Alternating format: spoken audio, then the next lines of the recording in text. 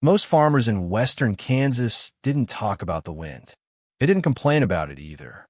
It was just there, same as the soil, same as the sky, something you worked around because you had no choice. But the wind was taking something from them every year, and most of them pretended not to notice how fast it was disappearing. Nolan Kreider didn't have that luxury. His land sat farther west than most, closer to the Colorado line, and that meant the wind hit him first, harder, and longer than it hit anyone else. By the early 1960s, he didn't need a report or a government man to tell him what was happening. He could see in the ground. He could feel it when he worked the field. The soil wasn't the same soil he started with. It was thinner, drier, harder to hold together. The kind of change you don't notice in a single season, but once you see it, you can't unsee it. The problem was everyone else saw it too. They just didn't treat it like a problem that could be solved. They treated it like weather. Something you endure, not something you fight. Nolan had been farming that land since 1946, after he came back from the Navy and married Helen Pankratz. Her family owned the place, and he made it his. 16 years later, he was still working the same ground, using the same methods as his neighbors, planting the same crops, pulling water from the same aquifer, and somehow getting worse results than most of them. In 1962, his wheat averaged 21 bushels per acre. The county average was 34. That's not a small difference. That's the kind of difference that keeps you up at night, even if you don't talk about it. His grain sorghum told the same story. 42 bushels where others were getting close to 60. Same seeds, same equipment, same weather, different outcome. And when something like that happens, you start looking for reasons. Most farmers would have blamed a bad year or a bad patch of soil. Nolan didn't. He knew exactly where the problem was coming from. His farm sat right where the wind first made contact after crossing miles of open prairie. Nothing in its way. No trees, no hills, no structures to slow it down. Just flat land and loose soil. The wind didn't just pass over his fields. It worked on them, day after day, year after year, taking a little more each time. Not enough to see in a single pass, but enough to add up. That's how topsoil disappears. Quietly. By the time you notice, you're already behind. The government had an answer. They'd had it for decades. Plant trees, shelter belts, lines of trees that could break the wind before it hit your crops. On paper, it worked. In practice, it took 15 to 20 years before those trees were tall enough to matter. Nolan didn't have 15 years. He knew that. His soil was already down to about 5 inches in some places. At the rate it was going, he wasn't going to lose the farm all at once. He was going to lose it slowly, season by season, until one day it just didn't produce enough to justify the work. And there's something worse about that kind of loss. It doesn't feel like failure. It feels like erosion, like something slipping away while you keep doing everything you were taught to do. Every year, the county extension agent, Roger Voss, held meetings. He told the same story. Plant shelter belts. Protect your soil. Think long-term. And every year, the farmers gave him the same answer. They didn't argue with him. They just didn't follow through. Because waiting 20 years for a solution isn't much of a solution when your problem is happening right now. Nolan had those conversations too. He listened. He asked questions. He even looked into the cost of planting trees. It wasn't the money that stopped him. It was the time. One spring, Roger asked him directly, "So what are you going to do?" And Nolan didn't give him a long answer. He didn't talk about new techniques or new equipment. He pointed to the edge of his field, where a pile of rocks had been growing for years. Field stones, the kind every farmer pulled out of the ground every season. The kind nobody wanted. Those, he said. Roger looked at the pile, then back at Nolan. Those what? I'm going to use them. That was the moment the whole thing started, though nobody around him thought it meant anything. To them, rocks were just part of the job. You pulled them out so you could plant. You dumped them somewhere so they wouldn't get in the way again. End of story. Nobody saw value in them. They were a nuisance. Something to get rid of. Nolan had spent 16 years pulling those same rocks out of his fields. He knew their shapes, their weight, how they fit together when you stack them without thinking too hard about it. Farmers notice things like that. They don't always talk about it, but they notice. And somewhere along the way, Nolan had started seeing those rocks differently. Not as something in the way, but as something that could be put to use. He didn't have a blueprint. He didn't run numbers. He didn't call anyone to ask if it would work. What he had was a simple observation. Every structure on his farm created a calm space behind it. The barn did it. The grain bin did it. Even the equipment shed did it. The wind hit something solid, and on the other side, things changed. Less movement, less dust, sometimes even snow collecting where it normally wouldn't. It wasn't theory. He'd seen it for years. The difference was nobody built structures in the middle of a field just to stop wind. Buildings had other purposes. Walls didn't. Not in Kansas. Not for farming. But Nolan wasn't thinking about what people usually did. He was thinking about what he needed. He didn't need a building. He needed something that could stand between his soil and the wind. Something that worked now, not 20 years from now. Something he already had. That's when the idea settled in. Not all at once, not like a flash, but steady, the way most real decisions come. If a barn could slow the wind, then a wall could too. It didn't have to be tall. It didn't have to be perfect. It just had to be there. He told Roger what he was planning. A stone wall, 4 feet high, running along the western edge of his property, about half a mile long. Roger didn't laugh. He didn't need to. The idea sounded wrong on its own. There was no research backing it, no program supporting it, no precedent in the area. That's not a recognized method, Roger said. Doesn't have to be, Nolan answered. Wind's the same everywhere. That was about as far as the conversation went. Nolan didn't try to convince him. He didn't go around explaining the idea to his neighbors either. He didn't need their approval, and he wasn't looking for it. The next day, he started building. No announcement, no plan written down, just work. He went to the rock pile, picked out the first stones, and started stacking them along the fence line on the west side of his field. No mortar, no cement, just stone on stone, placed so they held together under their own weight. He didn't rush it. He couldn't. He still had a farm to run. So he worked on the wall the way you work on anything that doesn't pay you back right away. A couple hours in the morning before field work. A couple hours in the evening after. Longer on weekends when there was time. At first, it didn't look like much. A short stretch of rocks lined up along the boundary.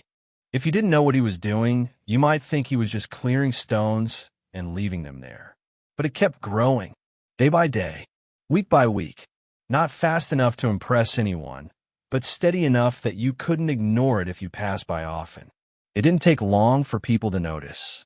Farmers noticed changes in other farms the way they noticed changes in their own. Someone would drive by, slow down a little, look over, then keep going. Then they'd mention it later. You seen what Nolan's doing out there? And that's how it spread. Not as an idea, as a curiosity. He's stacking rocks along his fence. For what? Says he's building a wall. A wall. Yeah. Says it'll stop the wind. And that's where the tone changed. Because up until that point, it was just a man moving rocks. After that, it became something else. Something that didn't fit. Something that didn't sound right.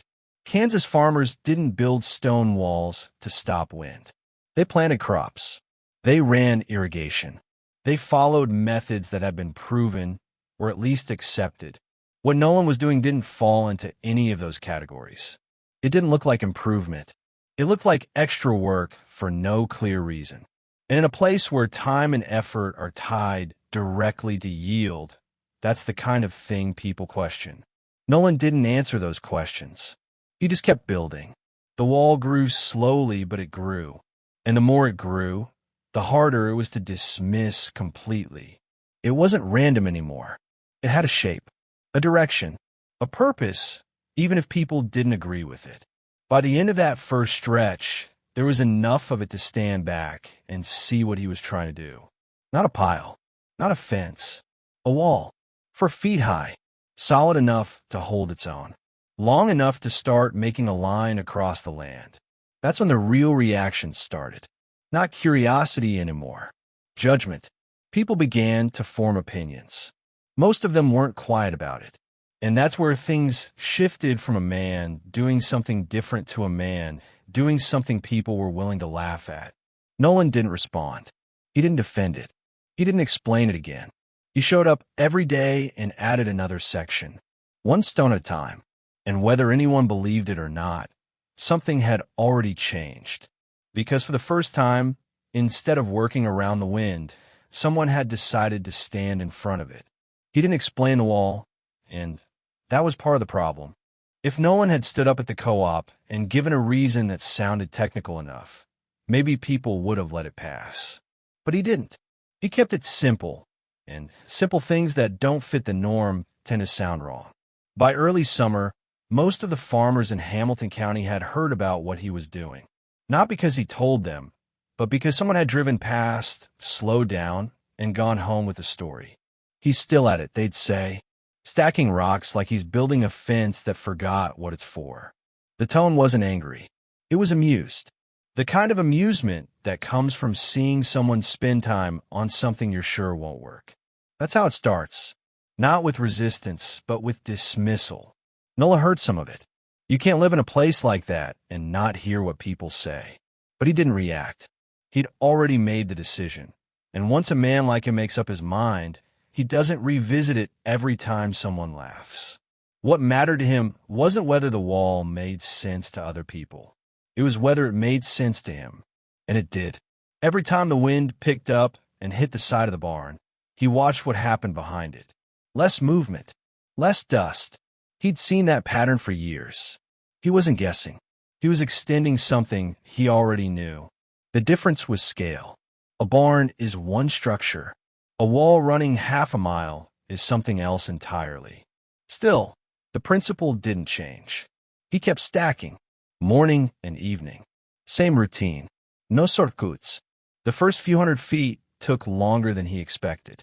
Not because it was complicated, but because it demanded attention. Every stone had to sit right. If it didn't, the next layer wouldn't hold. He learned quickly which rocks worked best at the base, which ones locked together, which ones to leave aside. It wasn't written down anywhere. It was the kind of knowledge you pick up by doing something long enough without stopping. By the end of that first year, he had maybe 400 feet done. Not much compared to what he planned, but enough to see a line forming. Enough to see that this wasn't going away. People started talking about it differently. Not just he's doing something strange, but he's serious about it. And that's when the tone shifted again. Because once something becomes serious, it stops being harmless. Now it becomes something you can judge. The loudest voice came from Merle Haxton, the John Deere dealer in Syracuse. Merle wasn't a bad man. He was the kind of man who believed in progress, in better equipment, in moving forward. To him, what Nolan was doing didn't just look wrong. It looked backward. "You've seen Kreider's place," he said one morning at the co-op. "Looks like he's building something out of the history book." A few people laughed. 4-foot wall out of rocks, Merle went on, to stop Kansas wind. That's a new one. Someone asked, "You think it'll work?" Merle didn't hesitate. "No, wind doesn't stop for rocks. Not out here." That was enough. People trust confidence, especially when it comes from someone who sounds like he knows what he's talking about. From that point on, Nolan's wall wasn't just odd. It was a mistake in progress. And the longer he worked on it, the more visible that mistake became. Or at least, that's how it looked. Nolan kept building anyway. Through the second year, the wall stretched farther along the western boundary. It wasn't straight in the way a machine would make it straight. It followed the land, adjusting where it had to, but it held its line. You could see it from the road now. Not just a section, but a direction. That's when people started stopping more often. Not always to talk to him. Sometimes just to look. A man might lean on his truck door, watch for a minute, then drive off without saying anything. Curiosity doesn't disappear when you think something's wrong. It changes shape. Nolan noticed that too. He didn't wave. He didn't explain. If someone asked, he answered, but he didn't offer more than they asked for. "You really think that'll stop the wind?" one neighbor said, standing there with his hands in his pockets. Nolan kept working while he answered. "It'll slow it down." "That enough?" "We'll see." That was as far as he went. He didn't try to win the argument. He wasn't building it for them. By the middle of the second year, the laughter hadn't stopped, but it wasn't as easy anymore. Because the wall was still there, and it was bigger. Things that disappear can be laughed at without consequence. Things that stay start to ask questions back, even if they don't say a word. Then something small happened. Not enough to call it proof. Not enough to change anyone's mind, but enough to make Nolan pay attention. The wheat closest to the finished section of the wall came up just a little different. Not dramatically. Not something you'd notice unless you were looking for it. But Nolan was looking. The rows nearest the wall were slightly taller, held a bit more color. He didn't measure it. He didn't tell anyone. He just noted it and kept going. That's how most real changes begin. Quietly, without announcement, without anyone agreeing on what it means. Through the third year, the wall passed the halfway point. By then, nobody could pretend it was temporary. It had become part of the farm, and the difference in the field behind it was harder to ignore. Still not enough to convince anyone who had already decided it wouldn't work, but enough to make them hesitate before saying that out loud. At the co-op, the conversations shifted again. Not completely. The jokes were still there, but now they came with a second sentence. "You seen a south field? Looks a little thicker than the rest. Probably irrigating more. Maybe. That maybe matters. It's the first crack in certainty." Nola didn't push on that crack. He didn't bring people out to look.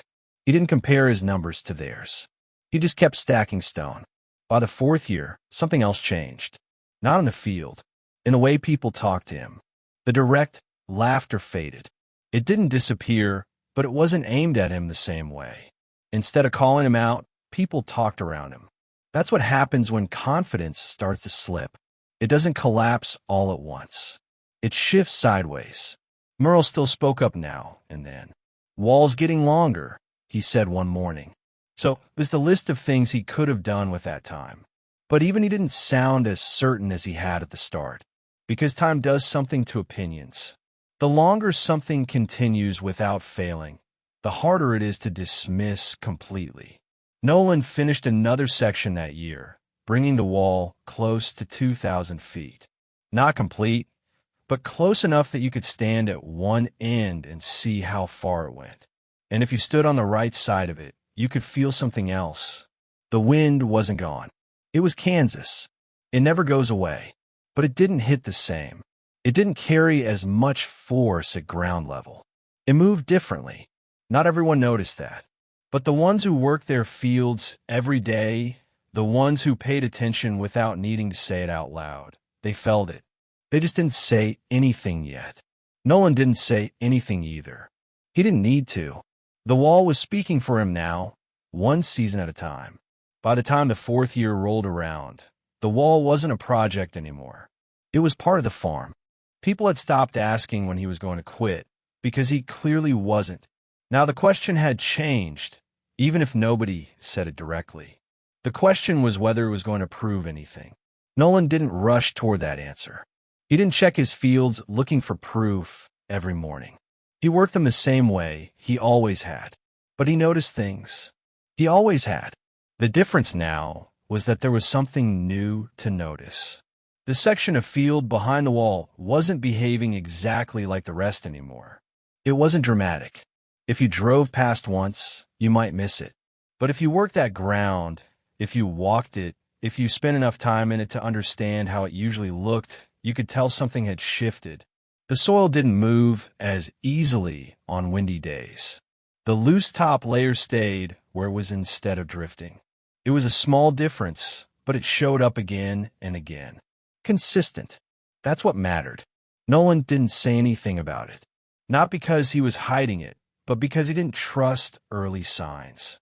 He'd been farming long enough to know that one good patch doesn't mean much. You wait. You watch. You let the seasons tell you what's real. The wall kept growing.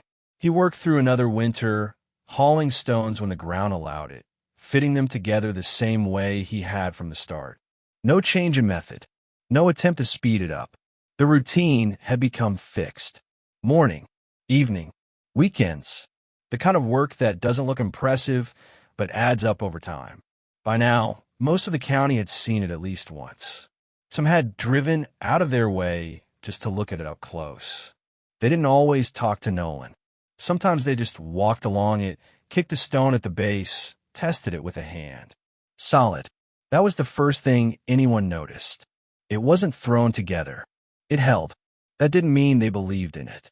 But it made it harder to dismiss as pointless. At the co-op, the tone had changed again. Not completely. There were still jokes, but they didn't land the same way. He's still building that thing, someone would say. Yeah, another would answer. And it's still standing. That's how doubt creeps in. Not through argument, but through observation. Nolan didn't engage with any of it. If someone asked him directly, he answered the same way every time. Short. Plain. It slows the wind. We'll see. He never pushed it further than that. He didn't need to convince anyone before it worked. If it worked, they'd see it. If it didn't, no amount of talking would fix it. By the 5th year, the difference in the field behind the wall was no longer something you had to look for. It was there, clear enough that you could stand at the edge and compare. The wheat behind the wall came up thicker, not by a huge margin, but enough to catch your eye. The color was deeper. The soil between the rows looked darker. That's the kind of detail farmers trust, not numbers on paper, what they can see when they walk the field. Still, nobody said it out loud in a way that committed them. They explained it away. Maybe he's watering more. Maybe that section always had better soil. Maybe it's just a good year. That's how people protect what they already believe. They adjust the explanation instead of the conclusion. Nolan let them do it. He didn't argue. He just kept building. By now, the wall was closing in on the final stretch. The line was almost complete from one end of his western boundary to the other. You could follow it with your eyes from start to finish. It didn't look like an experiment anymore. It looked like something permanent. And permanence changes how people think. Temporary things can be ignored. Permanent things have to be accounted for. That's when something else shifted. Not in the field, in the way people approached him. They started asking questions differently. Not, why are you doing that? But how are you doing that? That's a small change in words, but it means everything. One afternoon, a neighbor drove in, got out of his truck, and walked up to where Nolan was working. He stood there for a minute, watching him place a stone. You build this all yourself? He asked. Nolan nodded. How you keep it from falling? Nolan set the stone, adjusted it slightly, then stepped back. Fit, he said. You get them to fit. The man nodded, like that answered more than it sounded like it did. He didn't laugh. He didn't question whether it would work. He just looked at the wall again, slower this time, then walked back to his truck. That kind of interaction didn't happen in the first 2 years. It only happens when something has lasted long enough to be taken seriously, even if people aren't ready to admit it yet. The real shift came late in that 5th year during a stretch of heavy wind, the kind that usually leaves visible marks across the fields, lines where the soil has moved, patches where the top layer has been stripped thin. After it passed, Nolan walked his land the same way he always did. He didn't rush. He didn't expect anything different. But when he reached the section behind the wall, he stopped. The ground looked steady. No streaking. No border patches. Not perfect, but different. Noticeably different. He didn't say anything. He didn't call anyone over. He just stood there for a moment, then kept walking. That evening, another farmer drove past and slowed down the way they all did. He looked out over the field, then over the wall, then back at the field. He didn't see dust moving the way it usually did. He didn't see the same unevenness. He didn't say anything right then. But the next morning at the co-op, he brought it up. Wind hit hard yesterday, he said. Yeah, someone answered. Took a little off my west side. He nodded, then added, didn't look like it did much to Nolan's. There was a pause after that. Not long. Just long enough to matter. Someone shrugged. Probably just the way it hit. Maybe, he said, but he didn't sound convinced. That was the first time the wall wasn't just something to talk about. It was something that had done something. Small, maybe, but real. Nolan didn't hear that conversation, but he didn't need to. He could see the same thing they were starting to see.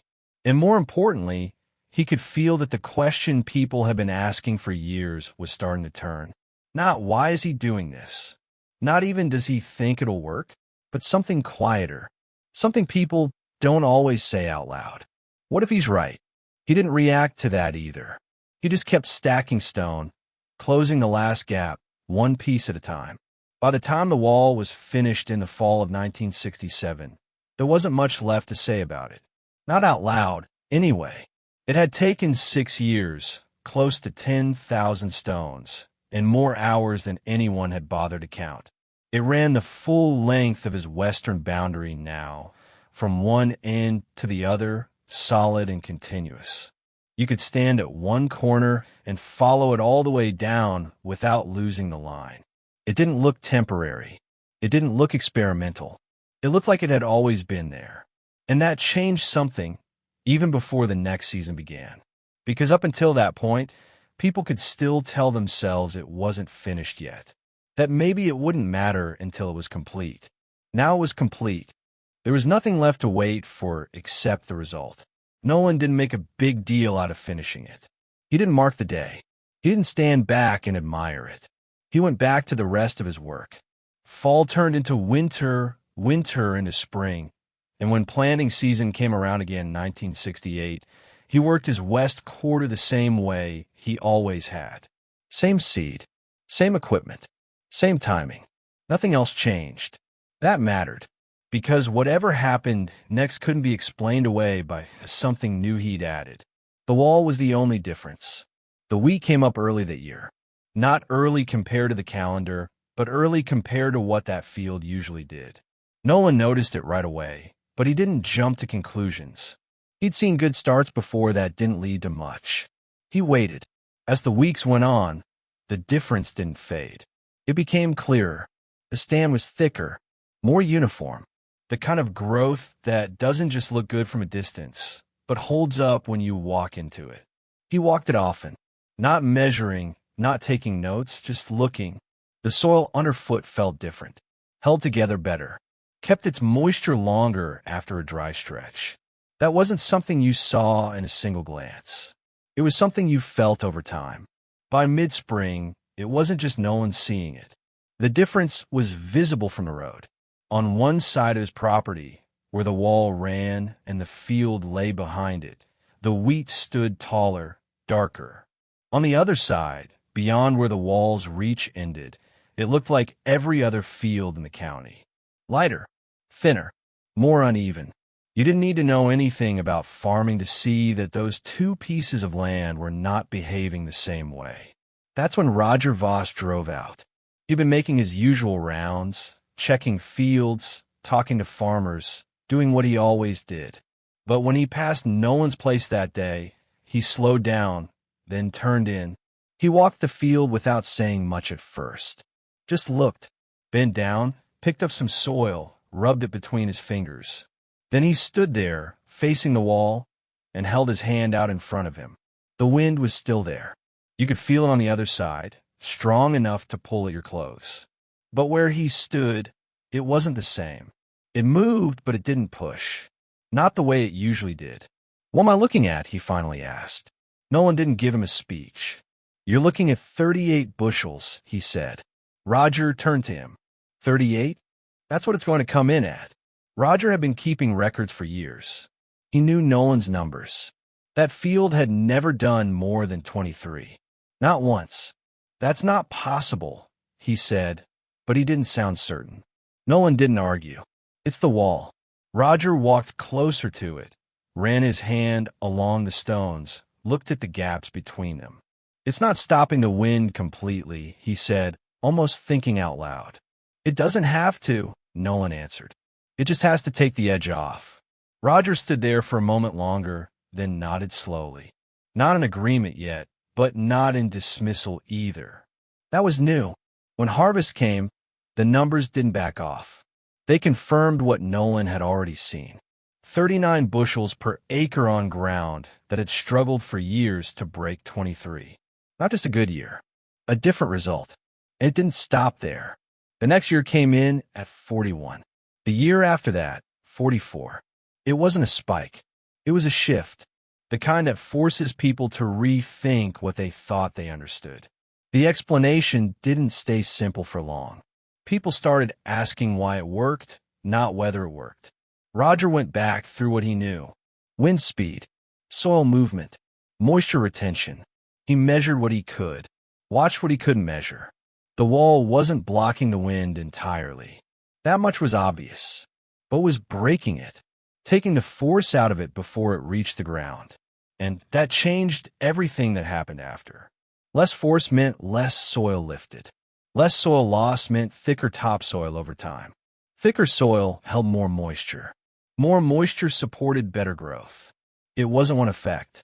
It was a chain, and the wall sat at the start of it. Then there were the things nobody had planned. Snow didn't blow past the field the way it used to. It collected behind the wall in the winter, then melted into the soil come spring. Extra moisture right when it mattered most.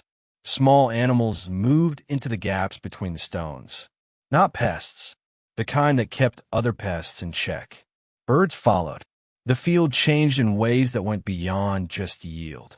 Nolan didn't set out to create any of that. He set out to stop the wind. The rest came with it.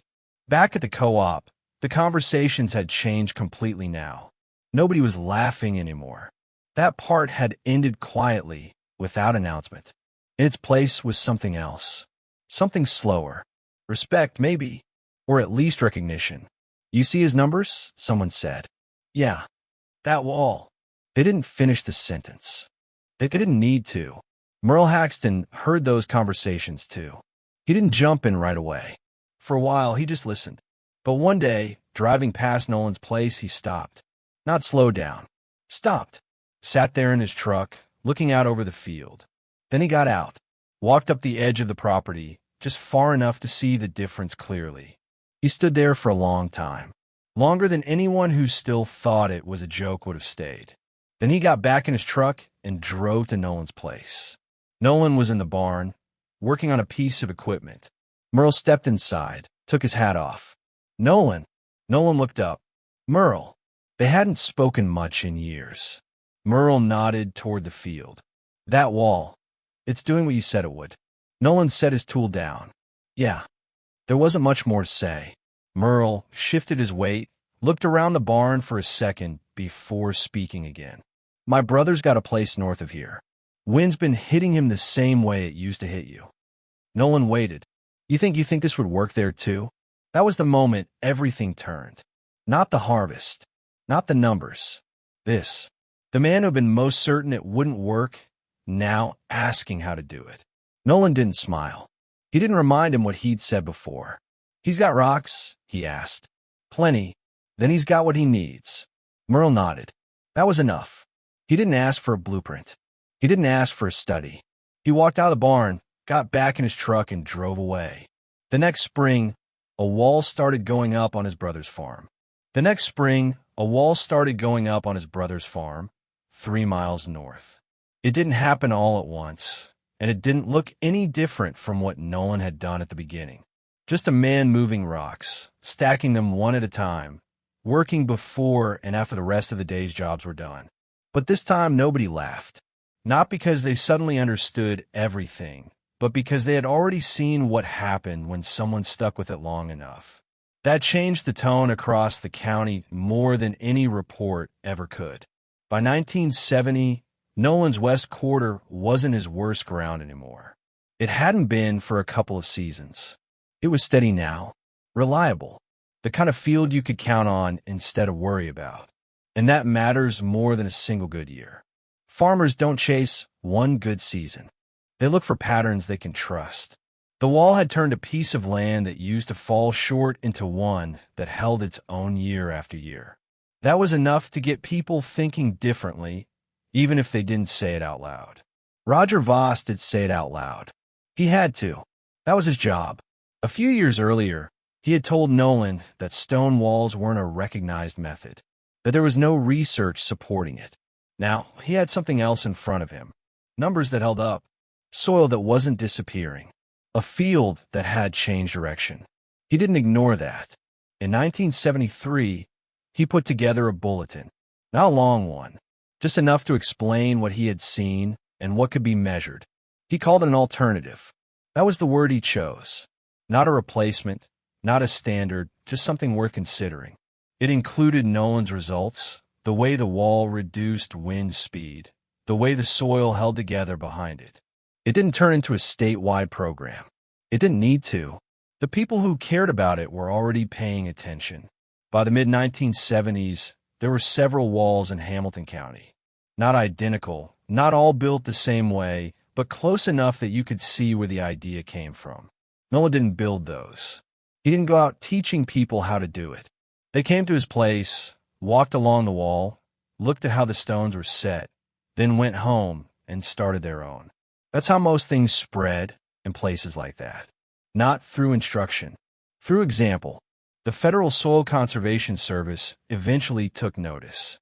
They sent a man out to measure what was happening, the same way they had measured everything else after the Dust Bowl years. He spent a few days on Nolan's farm, checking wind speeds on both sides of the wall, looking at soil movement, comparing fields. His report didn't sound surprised. It sounded careful, but the conclusion was clear enough. The wall reduced wind speed by more than half for a considerable distance behind it. Soil loss in that protected area was close to zero compared to surrounding fields. That's not a small result. That's the difference between holding onto your land and watching it slip away year after year. When he asked Nolan how he knew it would work, Nolan didn't dress it up. "I didn't know," he said. "I watched." That was it. Years of watching wind hit buildings, watching what happened behind them, and deciding to apply the same idea in a different way. No theory, no model, just observation carried far enough to act on it. Nolan kept farming until 1992. He didn't build another wall. He didn't need to. The one he built did what it was supposed to do, and it kept doing it without much attention. That's another thing people noticed. It didn't require upkeep the way other solutions did. Stones shifted now and then, but they settled back into place. The structure held. It aged the same way the land did, slowly and without fuss. His son, Paul, took over the farm after him. The wall stayed, not as a project anymore, but as part of how the farm worked. Paul extended it further north later on, adding to what his father had started, using the same method. No changes, no improvements, just more of the same work, done the same way. It didn't need updating. It already did what it was meant to do. Years passed, and the county changed in the ways counties always do. New equipment, new methods, different pressures, but the wind didn't change. It was still there, same as it had always been, moving across the land without asking anyone what they thought about it. The difference was that now, in a few places, it didn't have the same effect it once did, because someone had decided to stand in front of it instead of working around it. Nolan Kreider died in 2007 at 89. There wasn't anything unusual about the service. It was small, quiet, the kind of gathering you'd expect for a man who didn't spend much time talking about himself. People who had known him came, some who had watched him build that wall from the beginning, some who had only understood what it meant years later. Paul spoke for a few minutes. He didn't list achievements. He didn't go through the history in detail. He just said something simple. "My father looked at rocks and saw something useful." Most of us just saw something in the way. That stayed with people, not because it sounded clever, but because it was true. The rocks had always been there. The wind had always been there. The difference wasn't in the materials. It was in how one man chose to use them. The wall is still there now, decades later. You could drive past and see it running along the edge of the field. Same line, same height, same stones. It hasn't been replaced. It hasn't been redesigned. It just continues doing the same job it started doing the day it was finished. The field behind it still holds better than the ones without it. The soil is still darker. The yields still hold. Not perfect. Nothing ever is. But steady. And in farming, steady is what matters. Every spring, new rocks still come up from the ground the way they always have. Freeze and thaw brings them to the surface. The same way it did when Nolan first started pulling them out of his fields. The difference now is what happens next. They don't all get hauled off and dumped. Some of them end up added to the wall. Not because it needs them, but because that's what the wall turned them into. Not waste. Not something in the way. Something with a place. There isn't a sign out there explaining any of this. No marker telling you what happened or why it matters. It's just a wall running along a field in western Kansas. If you didn't know the story, you might not think much of it. But if you stand there long enough, you can see the difference on either side. And once you see it, it's hard to miss what it represents.